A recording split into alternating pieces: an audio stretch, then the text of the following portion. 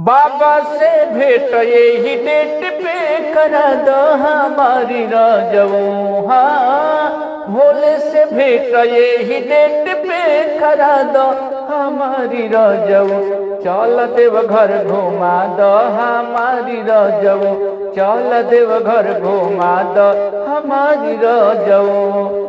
सावन में लागे देव घर में निवास हो, छोड़ी के आवस भर सावन कोयलस हो। मनवा के हमरा तू ललसा पूरा दो हमारी राजऊ। चल देव घर घुमा दो हमारी राजऊ।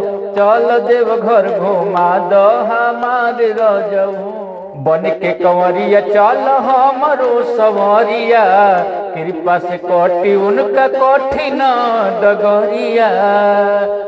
पिया मन मित जल्दी कवरा सजा दो हमारी राजऊ हो।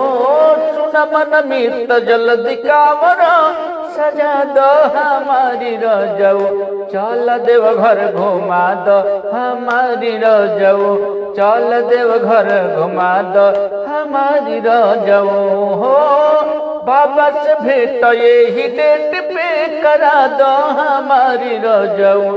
चल देव घर घुमा दो हमारी राजऊ। चल देव घर घुमा दो हमारी राजऊ।